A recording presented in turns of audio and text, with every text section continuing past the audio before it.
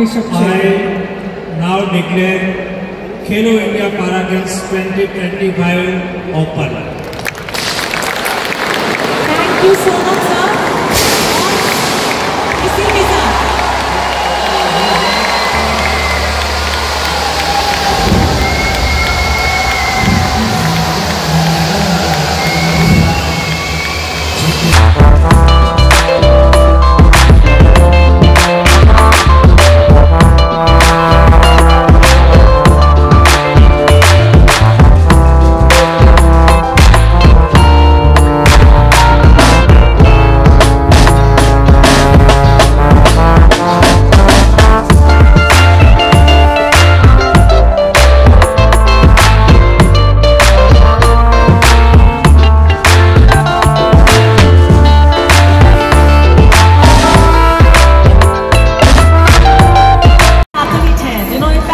Olympics 2024 में 100 metre और 200 metre दोनों में कांस्य पदक जीते हैं।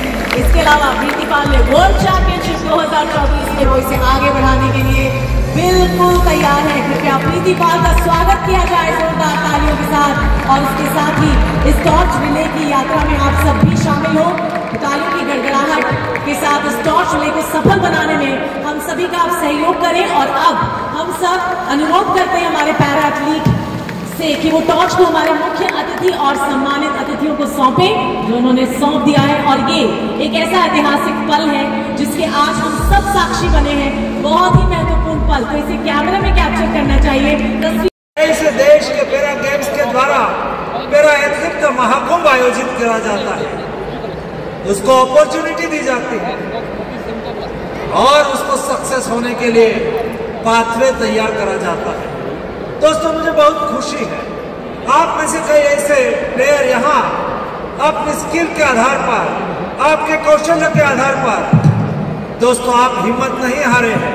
शायद कुदरत ने आप में कोई कमी दी होगी लेकिन आपने उसको महसूस नहीं करी है। आपने सभी को बराबरी का समझ के चैलेंज को भी चैलेंज करा है, इसलिए मैं आपको विशेष अभिनंदन देता हूँ। और यही प्लेटफॉर्म आने वाले दिनों में देश के कॉमनवेल्थ गेम्स के लिए, एशियन गेम्स के लिए और ओलंपिक्स गेम्स के लिए मेरे पैरा एथलीट को तैयार करेंगे, उसमें रही क्षमता को निरखेंगे और उसे आगे बढ़ने का पाथवे को सुनिश्चित करेंगे।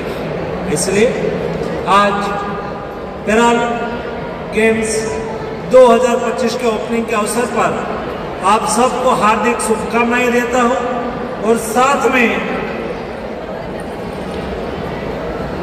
जवाहरलाल नेहरू स्टेडियम, इंदिरा गांधी होने वाली है। एक गेम्स को देश के सामने मैं ओपन करता हूं, खुली रखता हूं। अच्छी तरह से खेलो, सफल रहो। हार्दिक शुभकामनाएं। धन्यवाद।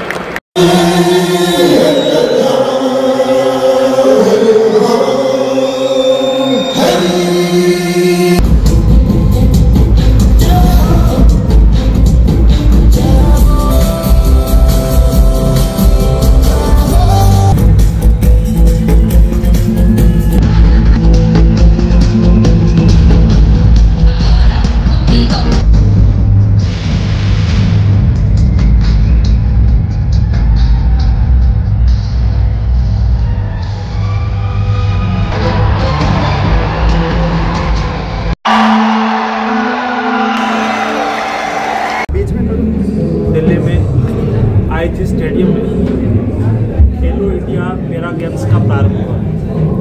सारे देश से 1300 से अधिक पैरा एथलीट्स भाग लेंगे। 6 डिसिप्लिन में वो खेलेंगे। ये पैरा गेम्स खेलो इंडिया की दूसरी एडिशन। मुझे विश्वास है खेलो इंडिया पैरा गेम्स के द्वारा देश के पैरा एथलीट्स को खेलने की अपॉर्चुनिटी मिलेगी। उसकी टैलेंट, उसकी क्षमता आने वाले दिनों में देश और दुनिया में भारत के पैरा एथलीट्स अपना स्वयं का और देश का नाम रोशन करेंगे।